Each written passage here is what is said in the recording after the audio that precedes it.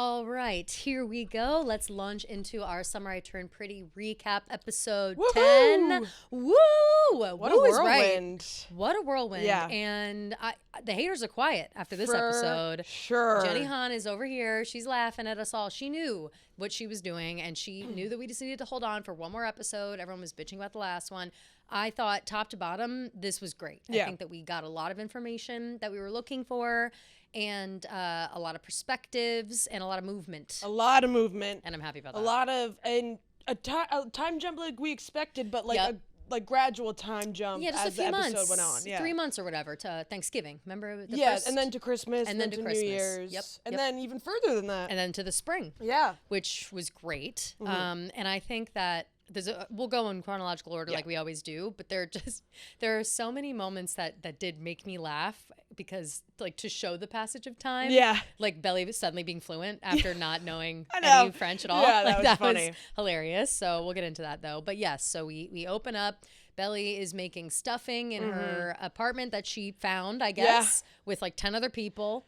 There's some creepo guy in there. There's like a business guy, and then there's some lady. Yeah, it seems legitimately like there's 3 other people. Yeah. There may be they didn't show any more than that, right? No, the dishes are up to their head in the sink. It's the place messy. is gross. Yeah. Like it's a really gross apartment. Like not the actual apartment. It's just kept really gross. So I'm not sure who exactly is in charge of that apartment before Belly showed up. But yeah, it's pretty disgusting. She's making stuffing. The rest of the French people walk in and they're like, the fuck are you making? Yeah, they're like, she's making something for her genocidal holiday. yeah, which is hilarious. Like, don't mind her. She's which is hilarious. Yeah. One of the girls was like, it smells like bad fish, whatever. I'm like, okay, stuffing smells delicious. Let's not front right now. Just because you're... Maybe she was botching it so bad, but Maybe, like, but, like, that you really have to botch it. How...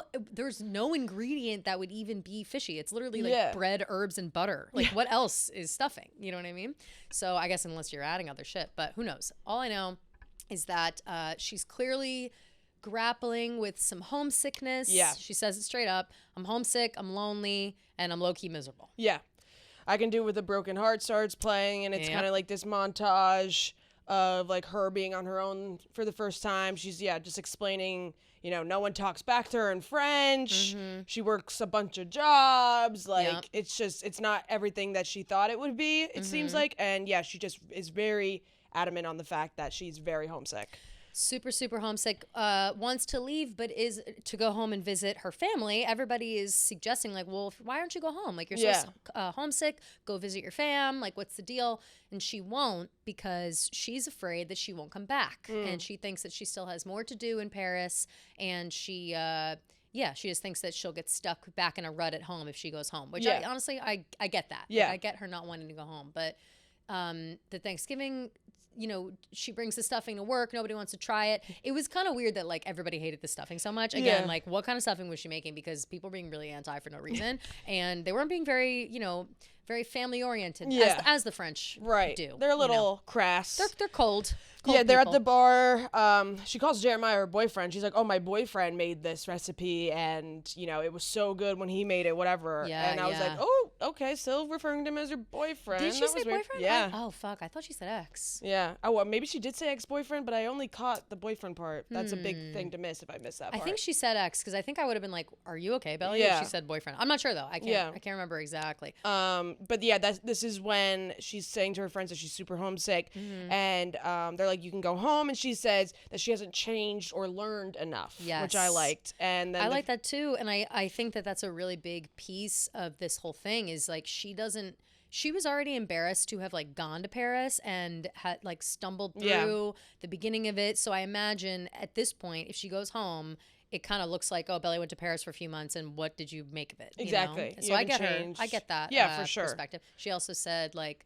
She's like, I came to Paris to find my strength and you know my whatever it's called, independence and blah, blah, blah. And she goes, and it turns out that I'm weak and I'm homesick and I'm really bad at French. Yeah, that was really funny. I was dying. And I was like, all right, what you did gain, Belly, is a little bit of self-awareness. Self-awareness, which for is sure. priceless. Yeah. So congratulations, Belly. You have gained something after all in this few months that you ran off to Paris. That's very true. Yeah. And, you know, they're talking, the boss walks out. She's like, there's a problem in the toilet. And that's Belly's job. She gets handed the plunger and she's like, oh my God, I'm going to kill myself. She's cleaning toilets at the bar. Yeah. And she goes back to her, I said, back at her shitty apartment. Yeah. Taylor's texting her. She's like, oh, let's FaceTime when you're home from work. They FaceTime. They're catching up about Thanksgiving and missing everything. Her weird roommate is lingering around with his shirt off and the robe. I don't think he's changed. Clovis, I think is his name. Yeah, Clovis or something. Yeah, and he's just like always wearing a weird robe. Like he's just the typical like creepo. He probably like owns the apartment and is the one renting it out. Like it is, because later on when she talks about having to leave and she's like, oh, Clovis already rented out my room or whatever. Oh, yeah, so he must be like the number one guy on the lease, which is why the apartment is the way that it is. And he's ruffling through her stuff. She's trying to talk to Taylor, and I thought that's just like classic Belly getting so distracted, like whatever. Taylor says that Jeremiah is the same, like he hasn't really changed at all. And while they're FaceTiming, Steven walks in. Steven busts in trying to get a quickie. Yeah. He goes, all right, we have 5 minutes. Take your top off. Leave your skirt on. Honestly, hot by Steven. Like, okay, king. But I was like not while Belly's on the fucking phone. And why do they keep putting them in these situations? Like, why is Belly almost always catching her brother having sex with Taylor? Like, I know. Well, I guess that's like what happens when your best friend's dating your brother. Like, you're gonna like see these awkward moments. I can count on one hand the amount of times that I've interrupted my friends accidentally with sex. Like, I just don't think that happens as often as we think. Leave your top on. It literally happens off. weekly with Belly and Steven and Taylor. You know what I'm saying? Like, it happened in college. It's happening now. It happened in in Cousins at one point. Like, how many times is this gonna happen? Like. Someone needs to get like better situational awareness. I think it's Steven. That was so funny. Take your top off, leave your skirt on. I was like, okay, Steven. No, literally. Like, I mean, like, would have been great if your sister literally wasn't on FaceTime in Paris, verge of tears about how homesick she is. But okay. Taylor wants her to come home for Christmas, and Belly's kind of like skirting around it, and she's like, oh, why don't you come to Paris for New Year's Eve? Woohoo! And I couldn't think of anything more fun to do. Really good idea. Taylor's excited. Yep. Taylor's like, yes. Oh my God, that scared me. It scared me too, but I felt it. Taylor said that Lucinda paid her back half of what she owes her, so that was great to know that Lucinda's still working.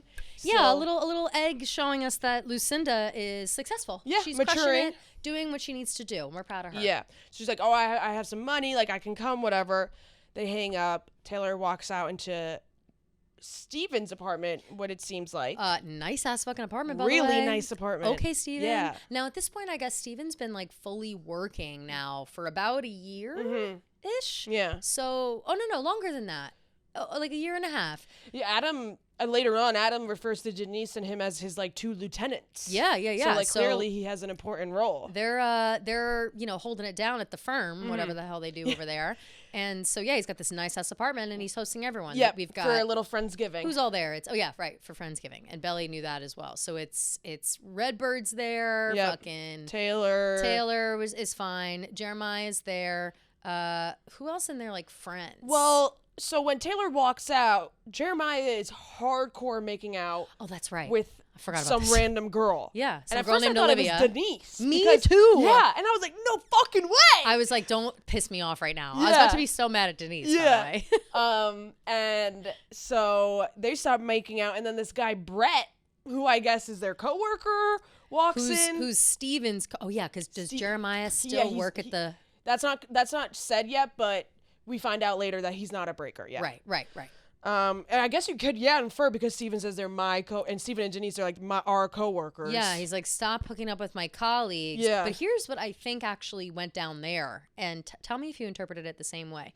So Jeremiah's like hooking up with this. He's hardcore making out with this girl Olivia, in the middle of the kitchen, which everybody can see. Yeah. Steven's already seen it. Like, everyone's seeing it, and nobody's saying anything about it. So clearly, like, people knew that was happening. This other guy, Brett, walks in.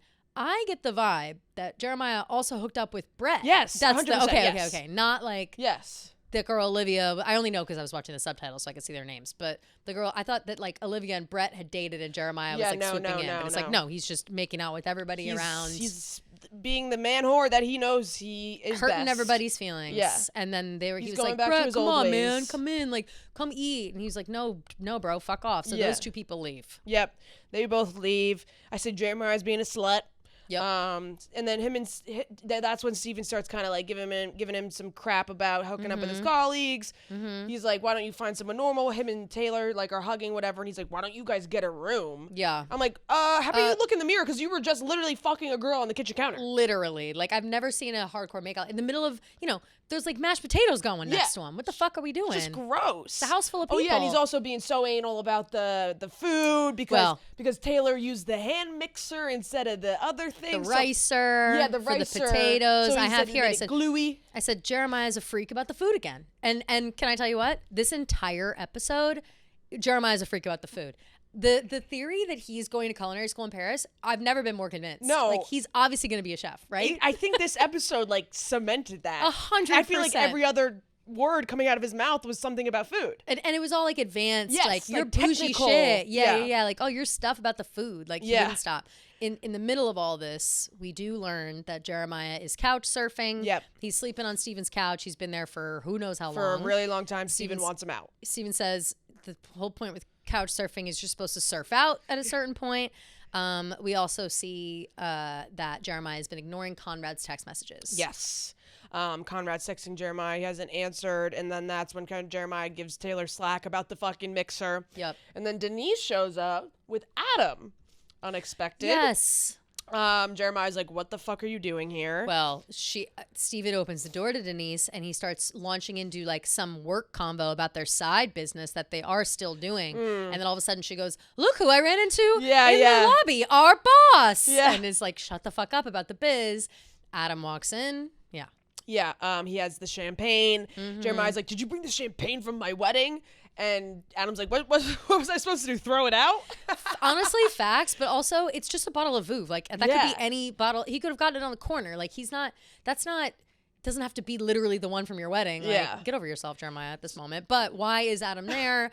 Apparently, he said, don't ask. Oh, yeah. I was at Kaylee's place with her parents, and now I'm not. And that's the end of that. Or that. he never even went. He was like, I thought you were supposed to go. And he's like, oh, plans changed. Oh, okay. Something of that nature. Yeah. Regardless, is that he blew like, off Kaylee and her parents. Seems like they're donezo. Maybe exactly.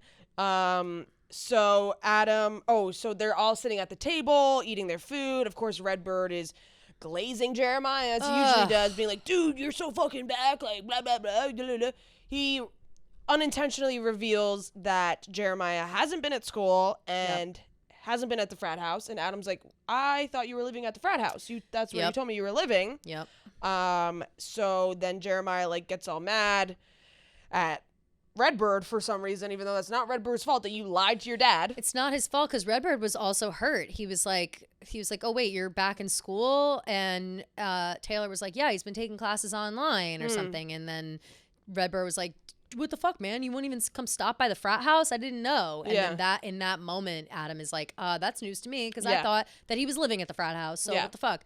So I just, it sounds like Jeremiah just didn't, he lied to like 8 different people and didn't get his story straight. Yeah. And so that's what's going on there. Jeremiah and Adam get up from the table. They go into the bathroom. They start like arguing about everything. I said Jeremiah has such a victim complex. Like, he's always the victim in every situation.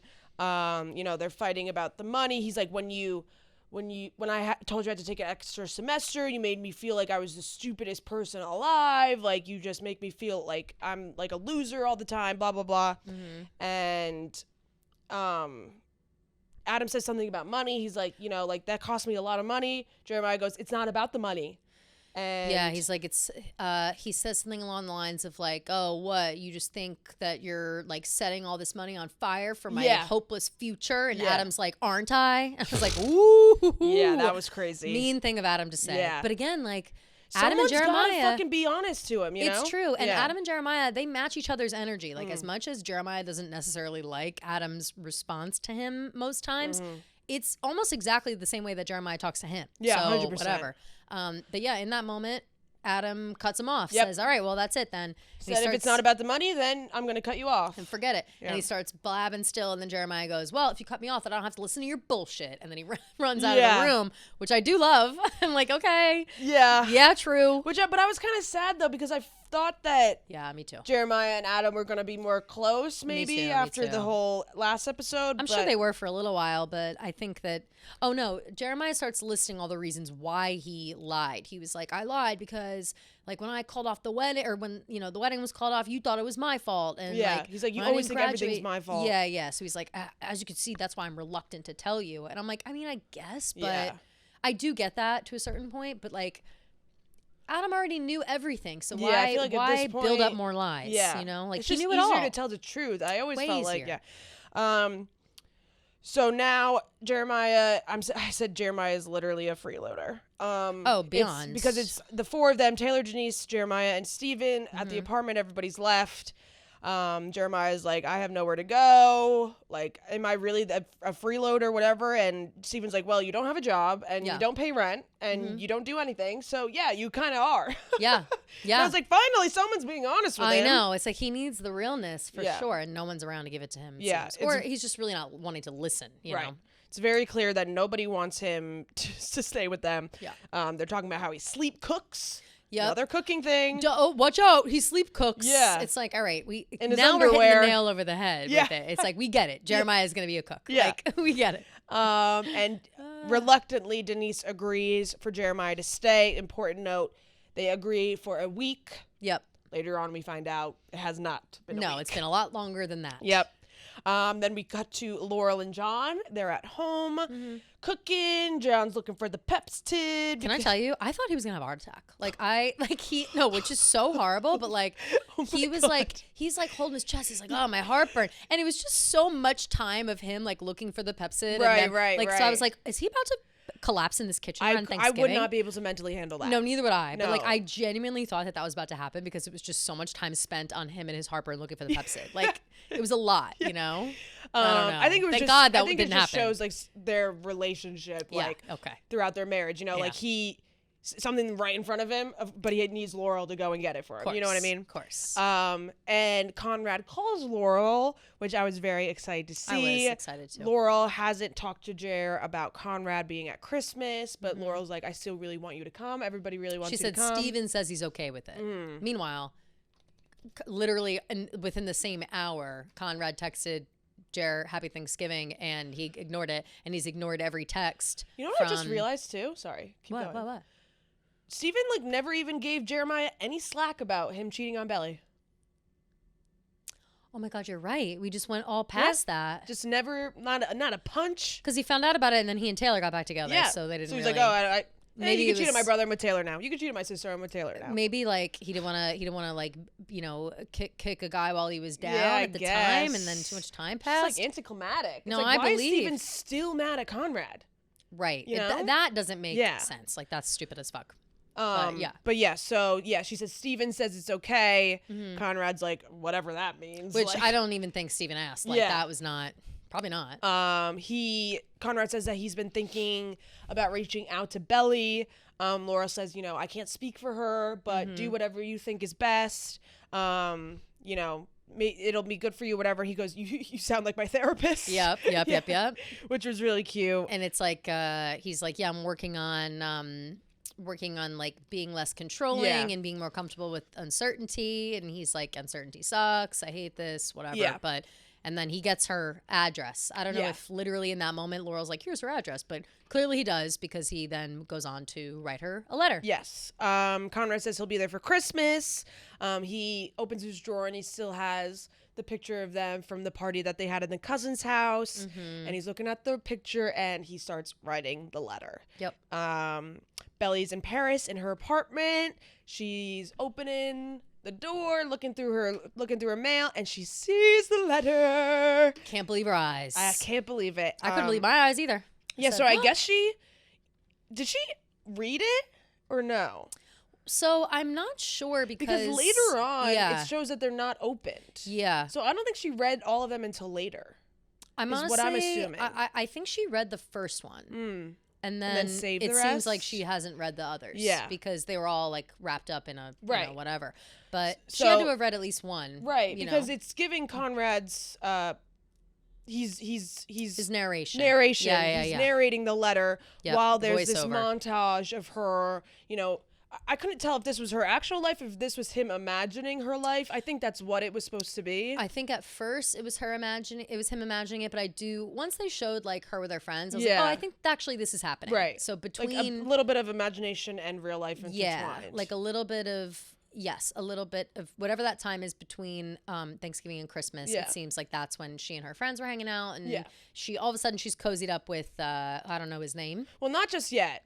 There's still like in that flirting. moment they're like they're flirting for sure. Flirty, yeah. Cozy, and even her friends are noticing, and they're all giving eyeballs. Yeah, for sure. Yeah. I don't know his name. Do we? Benito.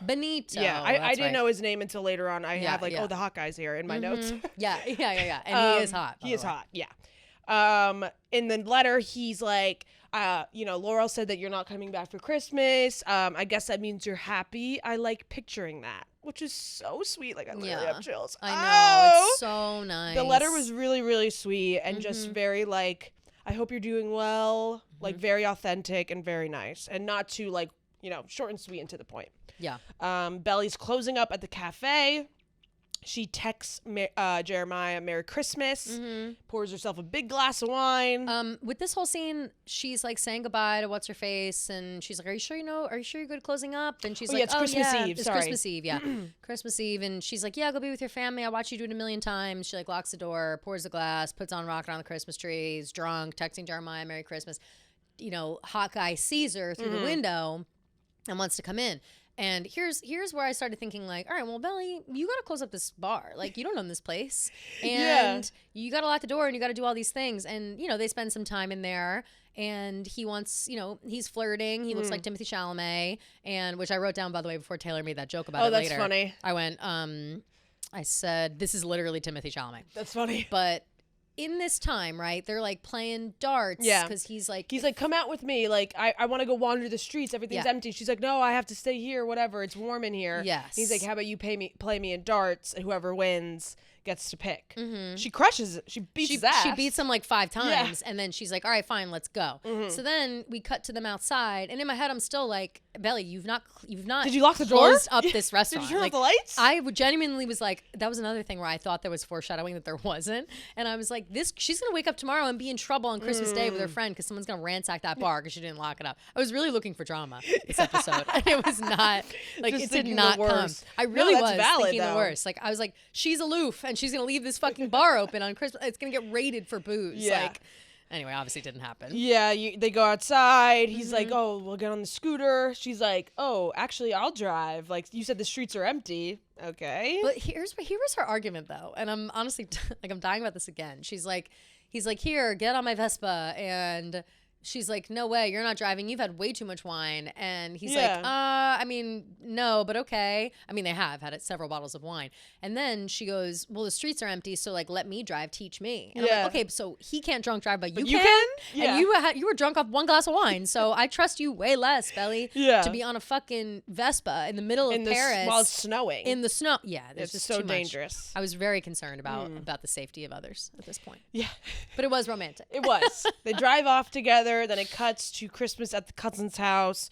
Looks very beautiful in the snow. It does. Conrad and Steven are sitting on the couch. Conrad's like, do you still hate me? Playing a video game. Yeah. Silently. Steven's just like, I don't hate you. I just don't know how to be around you. That was sad. I don't know how to be around you anymore. Yeah. He says. That was super sad. Sad and also just a little annoying by Steven, I know. It's like, you clearly picked a side, and you picked the wrong side. When he's always kind of been Team Conrad, so I just never understood that. Yeah, I agree. So they're saying, he's like, yeah, like no one like answers my texts. Like the only person that answers me is Taylor. Yeah, which I thought was super surprising because like obviously Taylor was giving him a hard time these past couple episodes. She's got a soft spot for him. For sure. She knows that Belly like will love him forever. Yeah. Steven gets a text. He's like, oh shit, something happened at work. Adam walks in. He's wearing the Santa hat. He's like, oh, something happened? Like, what's wrong? He says, ho, ho, ho. Like, he literally walked in menacingly. Like, he was crazy. Like, in a hat to ruin Christmas. Well, because he knew he was going to fuck with Steven. Of course. I mean, he was being funny, to be honest. Yeah. But it was funny. Fine. But yeah. But he's like, yeah, like, did you find out that my like my colleague, the Dunster account? He literally walks in. Steven's like frantically leaving a message for Denise on the thing, being like, "Mr. the Dunster account has pulled out. Call me back as soon as possible. Back right away." And Adam's behind him saying, "Ho ho ho!" And Steven's like, "Oh hey, I was just calling the girlfriend Taylor." Like he's stumbling over, and he was like, "Oh, were you? Yeah. Are you sure you weren't freaking out about my buddy who works over at the Dunster account and they just collapsed? Draining your funds or whatever? Yeah, draining the funds of the business you started with Denise behind my back that I've known about this whole time? Yeah. And Steven's like, actually, that is what's going on. Yeah, you're actually right on the crazy. nose. Steven's like, am I fired?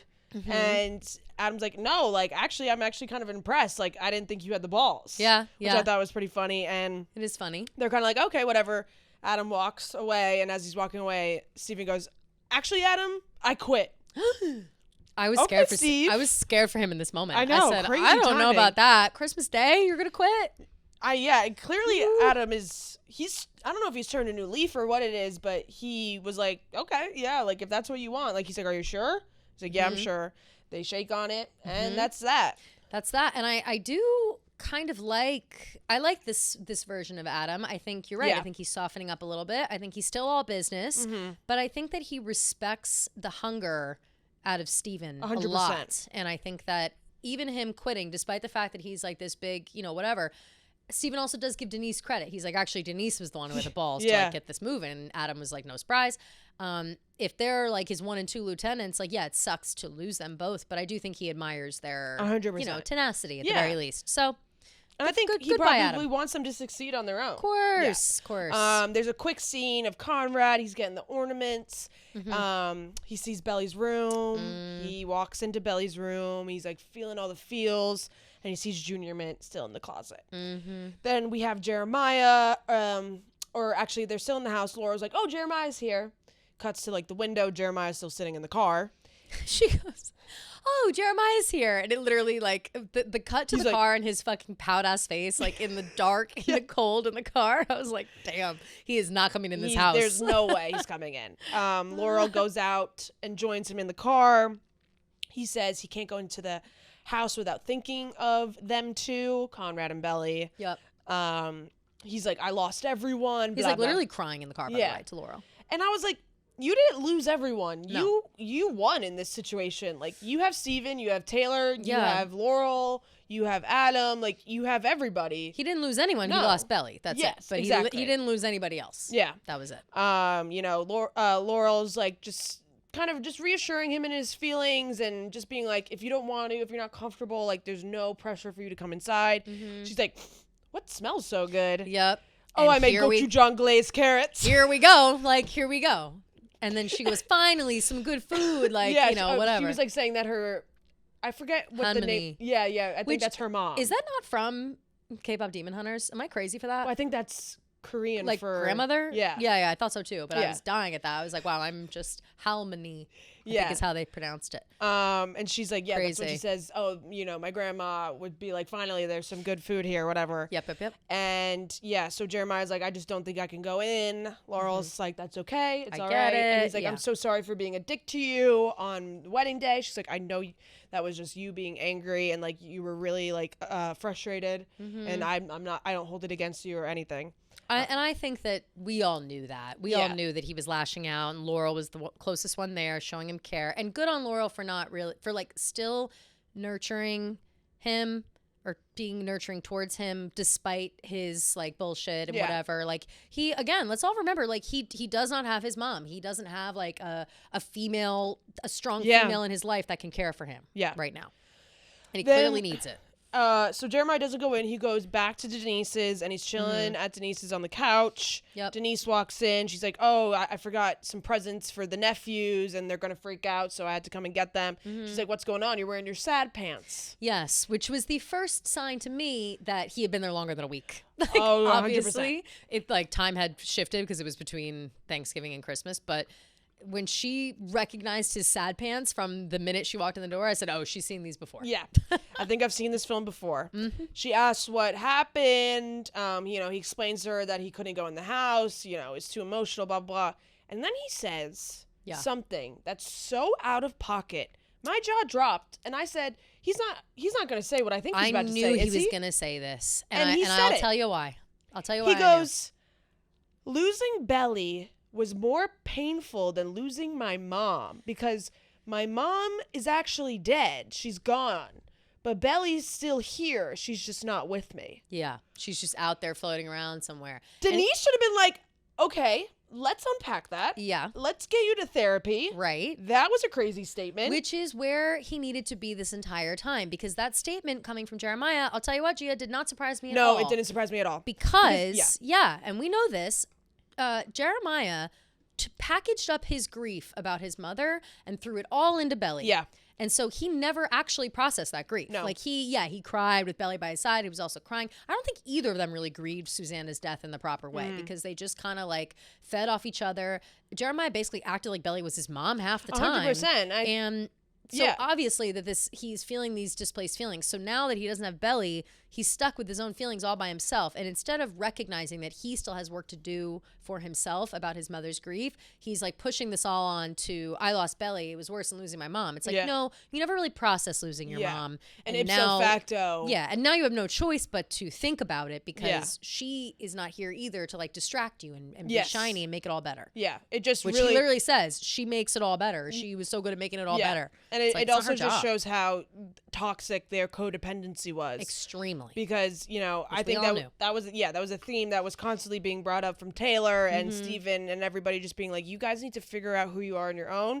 And this just showed it right there and then because the fact that he saw his relationship with Belly as like more important, I don't really know. It's just like, it was a crazy statement to make. I think it was really like, it was crazy of him to admit that out loud. I do think that's like a first step. Like maybe he thinks about that now and is like, damn, that was kind of crazy. Because Denise was like, you need to grieve. Yeah. And he was like, how do I do that? And she's like, well, like the first step is like accepting and forgiving. You have to forgive yourself. You have to forgive Belly. You have to forgive Conrad. You have to forgive everyone that you don't want to forgive. Yeah. Yeah. I said, great advice by Denise. She had a good, she was just kind of on a soapbox a little bit for him. Yeah. And I think he needed that. And again, like, I do think he responds well to like feminine energy, like he likes that. Like he'll listen to women. He doesn't necessarily listen to like his dad or, what I mean? Like I feel like whatever, but that's true. Then Jeremiah says like, Denise, like we're really good friends, huh? And she's like, yeah. And he's like, you let me live here for a month and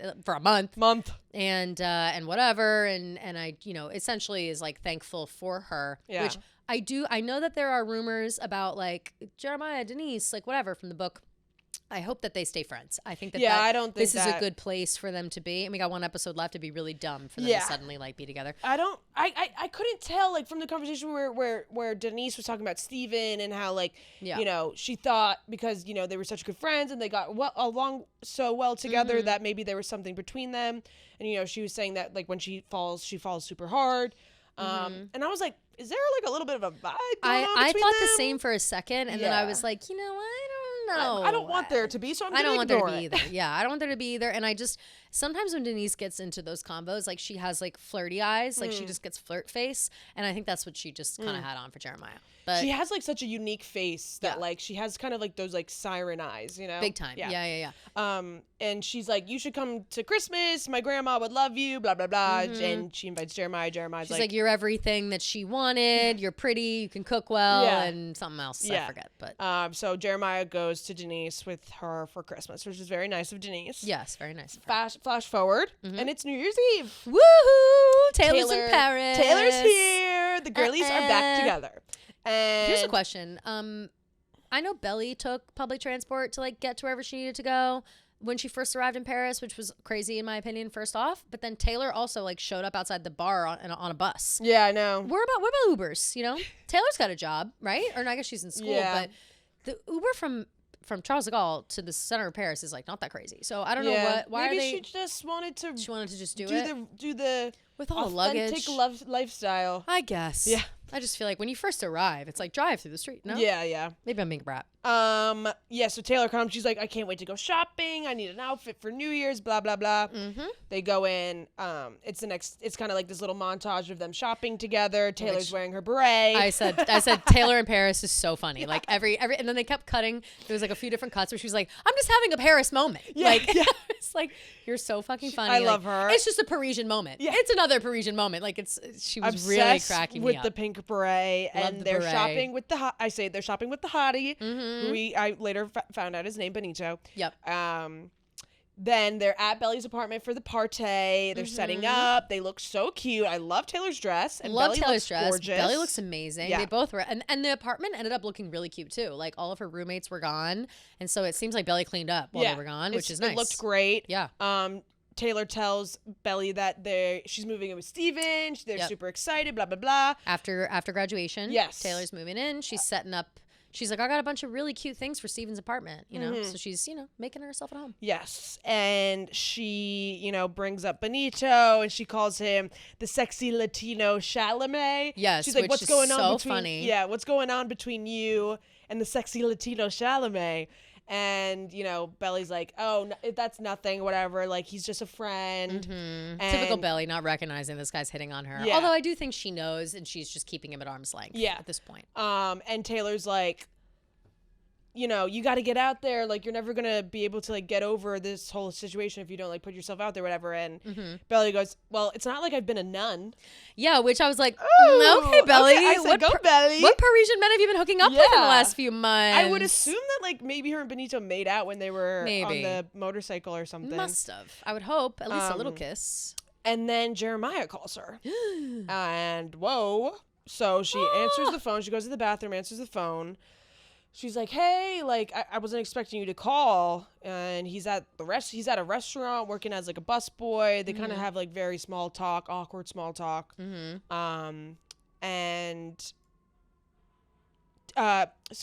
like, starts to be like, I'm so sorry about everything. Like, I didn't want it to go down that way. And she's like, I'm glad you called because now I can say this. Yeah. And launches into an apology. And Jeremiah's like, I don't want to talk about that. Like, that's not why I called. I don't want to talk about the past. Yeah. That's not why I called.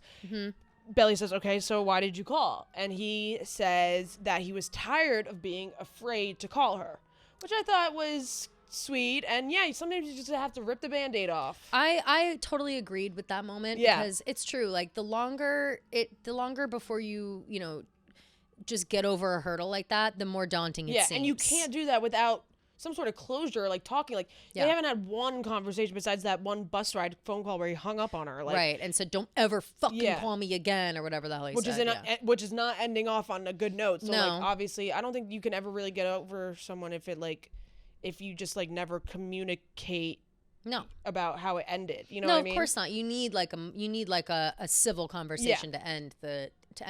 Also, it seems like Belly had texted Jeremiah a few times as well, and he ignored them all too. Yeah. We found that out. Yeah, I think we saw that like on Thanksgiving. On her phone. Yeah. She texted him, like, or maybe Happy Christmas, Thanksgiving or Merry something. Christmas! Exclamation point. And he didn't answer, but he started typing and then never replied. This is New Year's Eve that he's calling her finally. So then Jeremiah's like, oh, I got to get back to work. He's always calling her in the middle of work. Yeah. The guy, the head chef is like, your break ended 90 seconds ago. It's like, why did you call at the end of your break? Like, why didn't you call at the beginning? So they hang up, and then Belly and Taylor are partying. They're dancing together, and Benito walks in with the package, or was it Taylor that had the package? I think it was Taylor.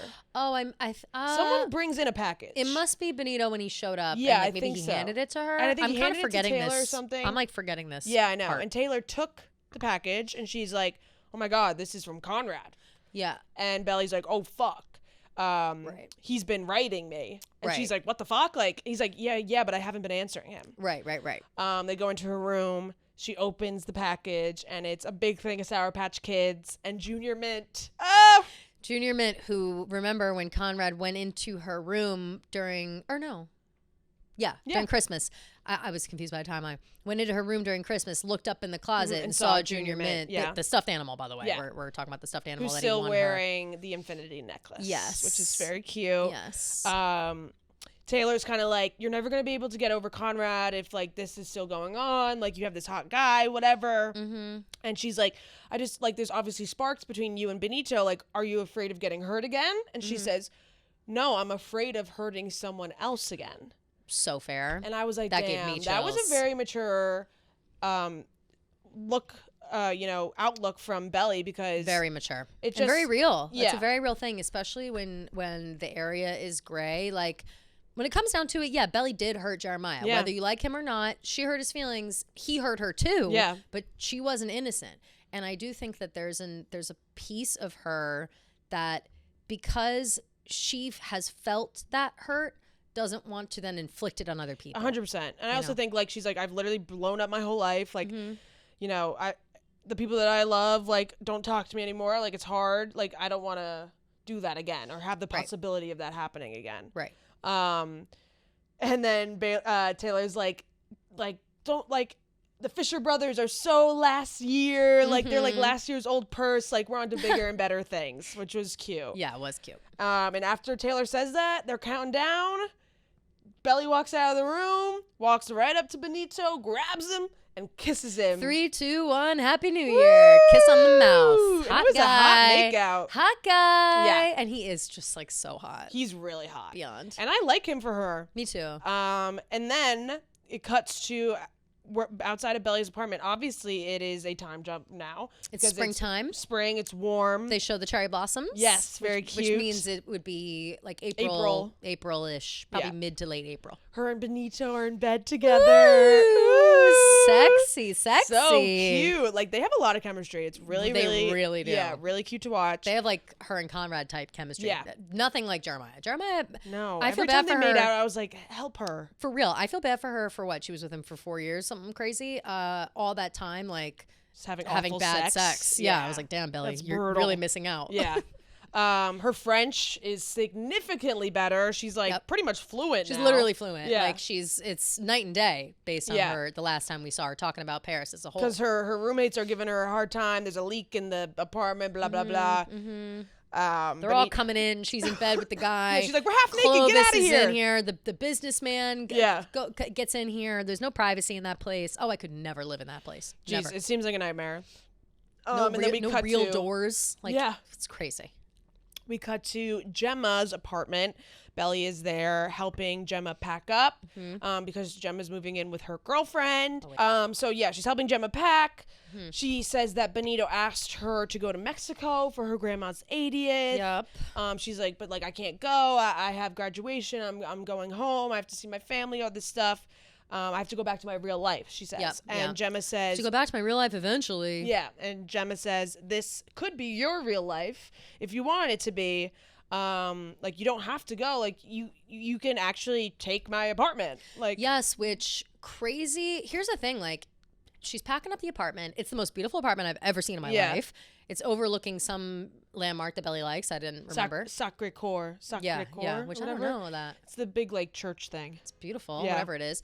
And crazy that, like, this had never come up before, you know? Like, she didn't say, like, I'm moving out. You want to move in? Until this moment. Yeah. So I'm curious as to, like, maybe in this moment, Gemma was sensing her hesitation to go home and was like, I'll throw you a bone if you need. And Belly calls Laurel. Yep. That, Belly, like, instantly makes Belly think about, like, the possibilities. She calls Laurel, and Laurel's like, oh, when are you flying home? And Belly says, like, I just feel like I'm not done here yet. I feel like I have a lot to do and a lot to learn and everything. And she explains that she has, like, all these different options that she can to make it work. She knows someone that runs a sports program at a school. She can take online classes at somewhere else. She certainly has this all planned out, considering she, like, never thought of it in her life. Yeah, you know what I mean? Like, she's like, well, actually. But it seems like she's been, like, slowly kind of she's been feeling gathering stuff out. information so that because I think in the back of her head, obviously she's like, I don't want to leave. Yeah, her mom Laurel is obviously, she's a little shocked, but she's listening. Yeah. And she asks about her visa, which is a question we all have. And I guess, right, like, she can apply for like a grad school or something. Yeah. Some kind of specialty. School, and then separately there's, like, a local that comes to the bar that, like, works for another international school program that like needs help in the sports department. Yeah. Which, is Belly no sports? I don't know, but well, she says she wants to be like a sports psychiatrist, right? does she? Yeah, because Jeremiah, know. because she got a volleyball injury, and when her and Jeremiah are like walking on campus together, she's like, Jeremiah's like, oh, if you never got your injury, that wouldn't have led you to sports psychology. Oh wow, I totally forgot about that. Oh well, good for her then. Yeah. Laurel's super supportive. She's also like, you can tell she's disappointed, but she wants to be supportive of Belly. Yeah. She's like, I just miss having you here. I miss having you down the hall. Reminded you to wash your bras. Yeah, it was hilarious. Which is really funny. She's being really sweet on the phone. Kind of crazy Laurel hasn't, or maybe she has, we had never saw it, but like crazy they've not come to visit Belly Yeah, yet. totally. Like they just haven't come to Paris at all. Maybe because Belly was in that shitty apartment. Yeah. You know? There's really no room for them. Yeah, I wouldn't want parents to see that. And I just said Laurel's such a good mom in this scene. You know, she says, I'm so excited for you to come home or to stay. Like, I think, and then she said, like, you've always known, like, in your heart. Oh, wait. Sorry, no, that was later on. Oh, yeah. Oh, with the flashback. Yeah. And they're talking, and she actually was like, and then Laura's like, so how are you doing, like, with today and everything? And Belly's like, oh my gosh, it's the anniversary of Susanna's death. Like, I can't believe I forgot. And Laura's like, do not beat yourself up about it. Like, you, if anything, that's a good thing. Like, you're living your life. You're doing what you need to do. And then she's like explaining that Susanna would love the apartment that she's moving into, that it looks over the Sacre Coeur, just she's always wanted. And then she's just like in Sabrina, which that made me cry my eyes out. I was like, this is and so Laurel sweet. goes, how perfect. And I just thought that was such a sweet moment between them. Yeah. And then that's when Belly's looking through old pictures of them at Cousins, looking at a picture of her and Susanna. And it's a flashback of little Belly. Susanna's asking her where she wants to travel to. Let's go to Italy.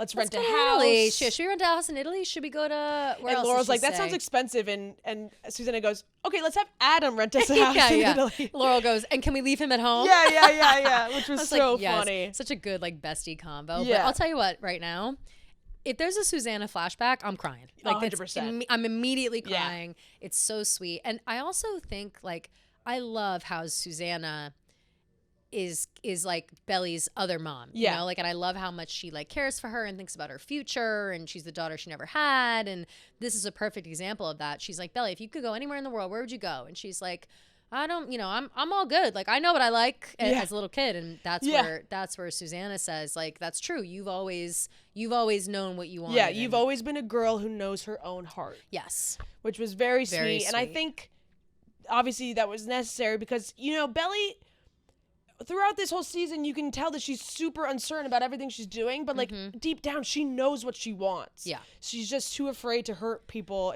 or cause drama or change. She's like afraid to think of herself. Yeah, 100%. Like she knows, right? She knows what she's doing. She knows what she feels is right, and she just needs to trust her gut a little bit more. But I love that she's staying in Paris. I love it. I think that once I saw that apartment, I was like, girl, you better change your plans. Like, I knew once they were packing up her stuff, I was like, Belly's moving into this apartment. Same. So then we're back in Cousins. We're at the cemetery. Jeremiah's walking through the cemetery. Belly texts Jeremiah while he's walking. She says, like, I forgot what she says over text, but then he responds and says, like, thank you, something like that. Maybe something about Susanna or something. She wrote like, hope you're doing okay today. Or something like that. Something along those lines. Jeremiah responds. He's walking up to the grave and he sees that Conrad is there. Which this was crazy. I have all caps. Oh my God, brother meet up at mom's grave. Brother meet up at mom's grave for like the first time. Yeah, it's for the first time in the like wedding. So almost probably like 9-10 months at this point. Holy shit. So he walks up. He's like, I didn't know you were going to be here. I came early because I thought, I didn't want to come in and out. Yeah, I didn't want to run into you. Yep. They start talking. Jeremiah goes, I can't remember her laugh. Ugh. And Conrad says, I can't remember her hands. And Jeremiah says, they're just like yours. Which was really cute. I honestly can't even like talk about it. And so Waterworks. sad. Yeah. Waterworks. And also just a moment for the two of them, like, of course, Susanna is the one that brings them together, like inadvertently. And it's like they show up at this thing and you can feel the anger from Jeremiah towards Conrad. And you can also feel that like exhaustion from being angry. Like his face is like pissed and annoyed, but he's just like overwhelmed, I think, with emotion in general. And it's nice. Conrad is just like very adamant. He's like, I just really miss you. I'm so sorry about everything that went down. And Jeremiah's like, you were a snake in the grass this entire summer, like plotting and scheming to get her away from me. And, you know, he's like, I loved her so much, blah, blah, blah. And Conrad hits him with, if you loved her so much, how could you sleep with somebody else? Yeah. And he was like, we were broken up, blah, blah, blah. The only reason that happened is because you guys were in cousins during Christmas. And she didn't tell me about this, blah, blah, blah. And he's like, and you just thought you could come in and swoop in and take her. And Conrad's like, you can't take someone, Jer. Like, you can't take someone. She's not property. Yeah, she's not. Like, this is crazy. She's a person. Like, she makes her own decisions. Fully. Jeremiah at this point kind of switches up after hearing that, I feel, and is like, I can't decide which. No. Okay, sorry. I jumped ahead. Conrad then in this moment is like, you can't take somebody, you can't, whatever, she's not property. And he's like, you also have to remember that you've been this person too. Like, you jumped on the opportunity to start dating Belly a month after we broke up. And he's like, so you get it. Like, when if you want her, you get her. Like, that's how it is. And then Jeremiah in this moment kind of, I think, has that realization 100%. And goes, can you blame me for wanting to hold on to her for as long as I could? And that's in response to him, like, not breaking up with her after, like, the Christmas thing. Yeah. And instead cheating on her and, like, all this stuff, and not ever wanting to bring that up because he knew, and he says this, because I knew once I brought up Christmas, it would be over. Yeah. Yeah. Which... And I said this whole brother conversation just ripped me apart. Like, I felt so bad for them both. It was a much needed conversation. And I think it was much needed for Jeremiah to realize, like, he's kind of as much as the villain in this story as Conrad is. Oh, yeah. And I think Conrad saying that to him really opened up his eyes. And Conrad also kind of clocked him too. He's like, as if a ring could make somebody yours. Yeah. He was like, yeah, you like used a ring to basically like make up for everything and like try to push everything down. And that didn't work. He basically was like, you tried to like, he didn't say these words exactly, but he essentially was implying that he like trapped her in it. He's like, you wanted to keep her around, so you thought that giving her a ring would do that. Yeah. After Jeremiah kind of has that realization, they kind of start talking and it starts to get a little bit more lighthearted. Conrad's like, damn, like I had this promise to mom I've done a shit job at it. And Jeremiah was like, what was your promise? He was like, I promise to always take care of you and be there for you.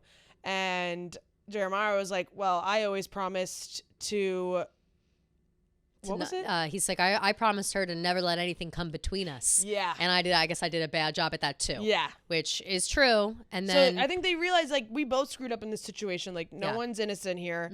And they have a big hug. Which the whole time they were talking, I kept being like, just hug. Oh, as I'm like through tears. Like really I was so emotional during this combo. And Jeremiah was like, I really needed you here, whatever. And Conrad's like, I'm here now. Yeah. Which was a beautiful moment. Very, very sweet. And they're walking out of the cemetery. Jeremiah asks if Belly has texted her, as in Belly. And he says no, but he has been writing her letters. I was glad he was honest about that. Jeremiah says, do what you have to do and don't fucking waste it. Yeah. He's like, I'm not going to be like supportive, but do what you have to do. He's like, I'm not going to be happy about it. He's like, but don't waste the opportunity, essentially is what he says. And then...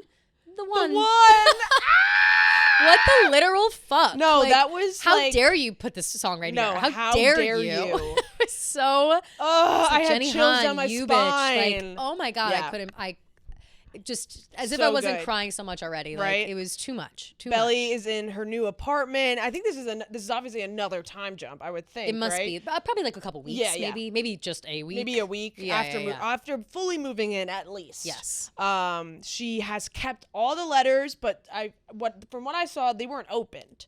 It seemed like they were all wrapped up. They definitely were all wrapped up in a rubber band. Yeah, but. Not sure if they're opened or not. Yeah. We can only see the top parts. Benito is there. I said, oh, they're cute. They're very cute together. They are very cute. Benito's very sweet. Yeah. He asks her again to go to Mexico, and she kind of doesn't answer. He goes, he's so funny in this moment. He goes, I promise I'm not going to propose to you in front of my entire family. I just want you to see where I grew up. Yeah. And which was very sweet. It was very sweet. And I do think that, like, again, she's just being hesitant. Like, she That's a very serious thing. We're flying all the way from Paris to Mexico. And she still has those Conrad letters. Like, she's not over him, and she knows it. And yeah, I think she said to Taylor, she's like, I've been keeping him at like an arm's length. Yeah. Yeah. And then it cuts, and she is answering Conrad in a little postcard. Kept it very short and sweet. Yeah. Just said, like, it was so nice of you to write. Like, I hope you're doing well, blah, blah, blah. By the way, I moved apartments. Here's my new address. She said, thank you for sending Junior mint. Yeah. As well. And I was like, okay, well, anything but that. No. She kept it short and sweet. Which is kind of like Pimp by Belly. No. I'm like, yeah, I'm not going to acknowledge any of the other letters you sent, but keep sending them. I loved that from her. Me too. Kept him, like, interested. And it clearly shows that she still has her heart with him because, you know, she wouldn't give him his address if she didn't. No.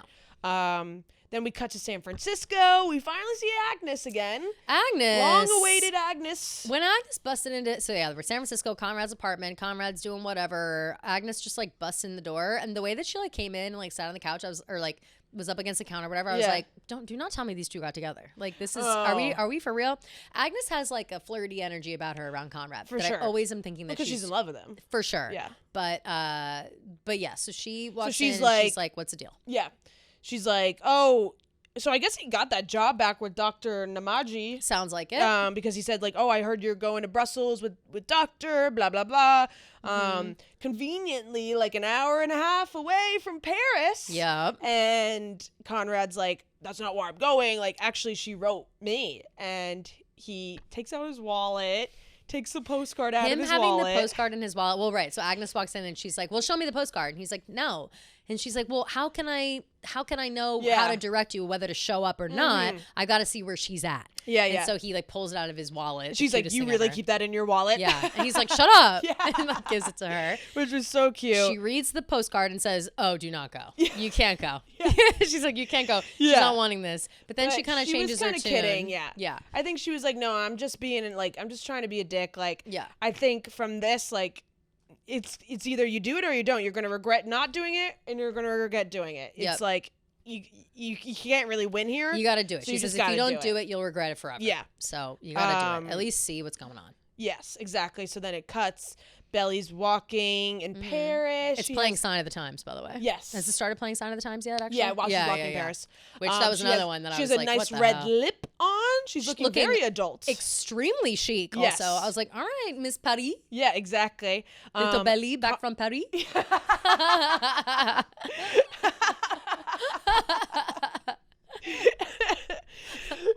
Little old me back from Paris. Conrad's at the airport. He goes up to the desk. He's like, I want to change my flight to Paris. They're like, it'll be a $450 price change if you want to do it. He's like, fucking take my card. He did not care. He was like, do it. That and I. He was like, oh, that's it? First class, upgrade me. Like, he didn't give a fuck. Also, though, why? I don't understand why he's taking the flight directly to Paris instead of just to Brussels, like originally planned, and then taking the train an hour. Like, oh, I just had to. Let me pop out for an afternoon. Right. Like, okay. But yes, and then it cuts back to Belly. She's in the chair at a hairstylist. Yeah. She's gonna get a little French bob. Speaking fluent French to the hairdresser, and she's like, I just need a change for summer. Yeah. They're kind of like putting it up, like how we're gonna do the bob. I'm like, oh my god, is she gonna get a bob? I was like, of course. The second they start talking about her hair and the way it was like, are you sure? Whatever. I was like, she's getting a bob. She's getting a bob. Girl, a fresh bob. A girl moves to Paris once, and you have to get a bob. Claire, it's French. That's literally what we're dealing with. Like, she's about to get this bob. Yep. She's in the chair, and then but she says that I'm ready for something new, and then boom, it ends. It's over. Just stop your crying. It's the sign of the times. I couldn't believe. I can't wait for the finale. No. What a perfect episode to cue us up for the finale. Yeah. I think that, so looking forward to, we've got Belly's bob, number one. Have to see it. Have to see what it looks like. Very much looking forward to Belly's bob. And wondering, because we see Lola walking around, clearly it's going to be a wig, whatever it is. Right. So prepare yourselves for a bad wig bob. For a bad wig for the finale. Because Lola is walking around with regular hair. Yeah, so unless, I don't think she ever had we would have known. Like, if she had a bob, we would have seen it in real life. Yeah. If it's like a Laurel-esque bob, like, people would have been like, we would have been like, she's got a bob. Bobbing. Yeah. She be bobbing. Yeah. But So we've got Belly's Bob to look forward to. We've got Conrad's arrival in Paris. We've got Jeremiah's eventual enrollment in culinary school, probably. We've got, did Denise and Jeremiah hook up? How are Stephen and Taylor faring with their new relationship living together? How's Stephen and Denise's business?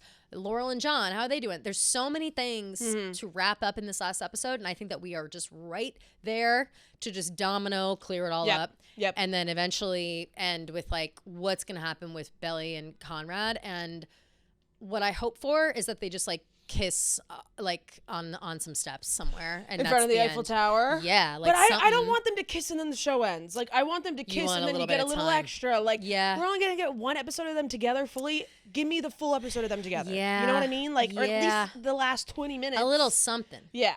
I'll be kind of disappointed if it ends. Kind of going back to when Belly, you know, she's fully moved into her apartment or whatever, or she has all of her stuff in and she's still setting stuff up. I also was dying when Benito walks in and she's like, "Take your shoes off, please." And he's like, "Oh, you never had this at our old apartment." And she was like, "Oh, well, I keep an Asian household." Yeah. And then she's like, "And also I wanted to keep my shoes on in that other apartment because the floor was gross." Yeah. But like not here. I was dying at that. So, but he comes in, he helps her make the bed, blah, blah, blah. He asks her about I wonder how that's going to whatever. end. Well, so remember she says, "That's fine, you can help me make the bed, but I'm spending the night here by myself. Yeah. I've never done that. So that's what I need to do." And in my head, we don't know what the time jump is between that moment and like her going to get her hair done and Conrad, you know, getting on the flight. And we don't know the timing of all that, but we don't see Benito anywhere. Yeah, so true. Her being like, "Don't sleep over tonight." Yeah. I don't know. That could have been her way of seeing herself out. She didn't agree to go to Abuela's 80th. So yeah, that's true. Know, I don't know. That's true. She kind of just very much skirted the question. So we'll have to see. So we don't know. Yeah. But we have to end because... We do. Yes. We have to end because we have something exciting a little we're about special to be exciting doing. You guys will see it October 1st, actually. Oh! As far as we know. So keep your eyes peeled for that and for other things. Thank you guys for tuning in with us for our Summer I Turned Pretty recap. We cannot wait to recap the finale with you guys next week. Seriously. Yay! Yay! Get excited and hope you guys enjoyed today's episode and we will see you on Tuesday. Love you guys.